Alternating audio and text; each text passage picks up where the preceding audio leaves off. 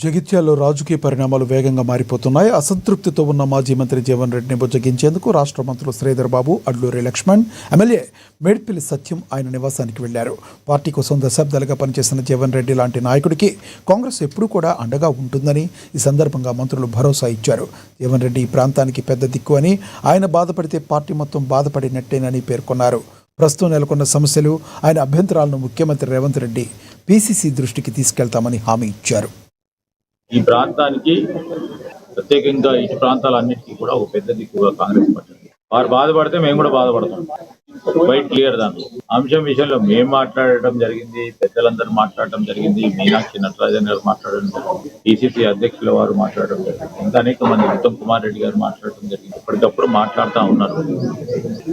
వారి బాధను, వారి ఆలోచన విధానాన్ని అర్థం చేసుకునే ప్రయత్నంలో కాంగ్రెస్ పార్టీ ముందుకు నడుస్తుంది. 25వ తేదీ నాడు తుది నిర్ణయం ఏదైనా చేసుకోవాలి. అవన్నీ ఏం చెప్పలేదు, ఏం చెప్పలేదు. ఫైనల్ గా మీతో ఏం సంప్రదింపులు జరిగాయంటే ఇద్దరి మధ్య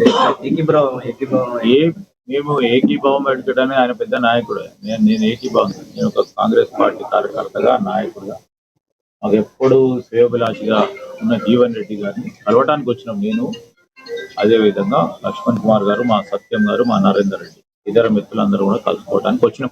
గౌరవం దక్కేలా ఆయనకి ఏమైనా పదవి పదవుల గురించి ఆయన ఎప్పుడు అడగలేదు. ఆయన ఇప్పటి వరకు ఆ పదవి గురించి అడగలేదు.